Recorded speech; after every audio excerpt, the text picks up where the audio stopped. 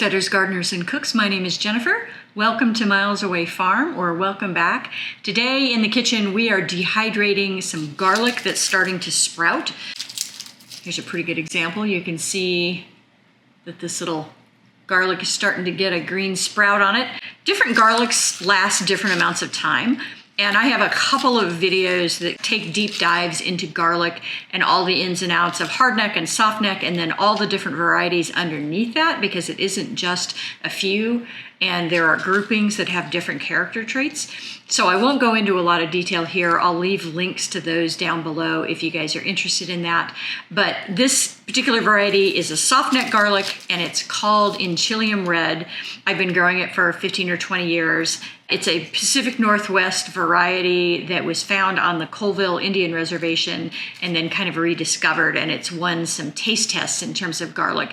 It is an artichoke style garlic, stores pretty well. This was harvested early July, and so we are now in very late January, and so it's lasted a good 7 months in storage, which is pretty good. And so I decided that I had a bag of this that wasn't going to get used up any other way, so I would just dehydrate it, and therefore once it's dehydrated it is shelf stable and it will last honestly for years in a glass sealed jar. And then you can grind it as you need it for your own homemade garlic powder, or chop it up and use it, as minced garlic in things. I also have a video on how to roast garlic when it's at this stage and then freeze it for what I call garlic bombs. And those are also really great. So there's lots of different ways that you can process garlic. If you've taken the time to grow your own garlic in your own garden, you don't want it to go to waste, because that was a lot of time and effort and funny timing, because you have to plant it in the fall and then harvest it in the summer. And so you've got a lot of work invested in that. And are you going to save a huge amount of money versus buying organic garlic powder at the grocery store? Probably not. I looked at both the organic garlic in a container from Walmart and also from Missouri Standard. And, we're talking the amount that I did here is probably anywhere from $5 to $15, depending on the source. But there's something so satisfying about taking something that you grew that you would normally just end up tossing to the chickens or throwing in the compost pile and turning it into a shelf-stable product so that you don't lose all of those sunk costs. So I find this process very gratifying and well worth doing. And the end product is absolutely delicious, and you know exactly what went into it because it came from your own garden. So homemade dehydrated garlic or garlic powder, let's get started. So this variety that I'm processing today is called Enchilium Red, and it is a soft neck artichoke style garlic. And it was sprouting pretty heavily. It is late January at this point, and this came out of the ground in July, so it's 6-7 months old. The middle cloves are not nearly as sprouty, but the ones on the outside were definitely getting some long sprouts on them. There's a myth in cooking that if you leave that sprouting part of the garlic in, that it's very bitter and that you should always take it out. Ethan Chabowski, I think, did a piece where his taste test showed that that wasn't necessarily true. And so you can leave it in without any real detrimental results. If it's really long, I will pick it out. If it's just, there's a green center in the middle of the garlic, I don't bother and I just leave it in. So my process here, break the heads up as much as possible. I like that this particular variety tends to have pretty big cloves, and it's pretty easy to break up, which is nice. So break everything up, and then I'm cutting off the root end, and I'm trying not to cut all the way through. I'm trying to cut through to the paper covering that's on the other side, and then stripping that up a little bit like a zipper. It helps peel them later. This variety does not have super, super tight skins at this point, and so they're fairly easy to peel, which also helps. I've been growing this variety for probably 15, 20 years. And that's one of the things I really like about it. But you can see here, I'm cutting these in half because I'm going to put them in a food processor and dice them up or slice them up anyway. It doesn't matter if they're whole or not. So cutting them in half makes it easier to peel. And then if they've got a long bit of sprout, I'm also pulling that out, which is very easy to pull out if I cut the root end off. And sometimes they can be a little fiddly, but for the most part, given the age of this variety and the type, they peel pretty easily.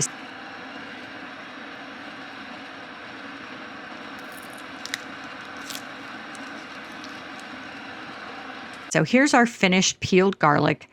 And then here's all the leftovers that will just go into the compost. And then I'm using a food processor here. You could also use a mandolin. This is a lot of garlic to hand slice. You could hand slice this, but it would take you a while. This is why I own food processors. And so I've got my slicing blade in there, and I'm just throwing everything into the top chute and letting it slice and sliver. I don't really care how precise this is. It's a pretty big gap, and so they're pretty big chunks, but way easier than doing this by hand. So here's all of our sliced garlic. And then I have an Excalibur dehydrator. You can use whatever dehydrator you happen to have. There are less expensive versions than this. And then I like to use a mat on here, mostly because it's not basically non-stick, and garlic can be a little bit sticky when it's first sliced up. And so this keeps things from sticking when it's drying and makes transferring it once it's fully dry a whole lot easier. This is about how much you want to put on here. You don't have to have a single layer, but I wouldn't do an inch of garlic on here because it'll take forever to dry and you run the risk of the middle not being completely dry. So spread this out as evenly as possible. And I just always eyeball this. I've done much bigger batches than this where I filled up multiple trays. Today I just did one. So here's our slivered garlic on the dehydrator tray ready to go into the dehydrator. Moving very carefully here. This would be a terrible time to have a tragedy and drop everything. And I did take all the other racks out of this dehydrator just because that garlic smell is going to kind of permeate everything. And so I didn't want my other empty racks to smell like garlic. Cover on, and then I'm drying this at the lowest setting on this dehydrator, which is 105. You can go higher than this, but I'm trying to preserve as much flavor as possible, and I don't really need a lot of high heat. And literally this ran for less than 24 hours. Garlic dries out pretty quickly. There isn't a ton of moisture in it to begin with. And so this is probably 12 to 16 hours, I would guess. But basically you want to dry it until it literally snaps in your fingers like a potato chip. And so I'm just testing out some different pieces here, making sure that things are fully dry. And it is. And so I'm going to loosen everything up off of this sheet and try to bunch it in the middle so I don't drop a whole bunch of it as I'm picking this sheet up. And I'm just going to transfer this into a bowl. And I could have just transferred this directly into a jar. I don't know why I didn't. But I store it in this state. So the more surface area you have on anything that's dried, the faster it's going to degrade. And so the more chunky you can leave things, the better. And so kind of like when you have a whole spice versus a ground spice, that whole spice is going to hold on to its volatile flavor compounds much, much longer than once it's ground because you're much less surface area. So I store it in this chipped form until I'm ready to grind it. You can grind the whole thing if you want. So I had 4.85 ounces of dried garlic here, which kind of laughingly is anywhere from $6 to probably $15 worth of organic garlic powder. So not a huge savings here, but a lot of satisfaction in taking something that would have just gotten dried out and thrown in the compost and turning it into a product that's shelf stable that I can use for the rest of the year. This is my little spice grinder. I love the spice grinder, one, because the lid fits over instead of inside.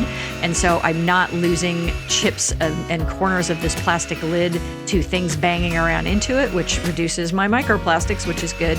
The actual little cup is made out of stainless steel and it is removable, and so you can wash it, and that is a huge game changer when it comes to spices. And so I love this spice grinder. I actually have 3 of them. I think they're just an inexpensive Chinese kind of knockoff. I've bought several brands that were essentially identical but had different brand names on them. So you grind this 10 to 20 seconds until things feel like they're fully ground. You're always going to have a little bit of chunk left. And so if I want a really smooth garlic powder and not more of a minced, I will sift out the chunky bits and then regrind the chunky bits. The less that's in this little grinder, the harder it has to work and the less effective it is. And so it's not going to be nearly as good at grinding a small amount of stuff as it is grinding an entire container of stuff. But I did throw this in for a second pass just to get as much out of that as I could. And then the stuff that's left over here, very tiny little bits, you can just use that as like a more of a minced dried garlic instead of a garlic powder. But there you have it, dried garlic, shelf stable. I will use this for years. And these chips literally last for years. I've got sometimes jars from previous years that are still great. So give this a try, you guys. If you have a dehydrator, it's well worth the effort. Thanks for watching, Tribe. If you like this kind of content, give me a thumbs up, subscribe, leave me a comment, and share. I have new content coming out every week.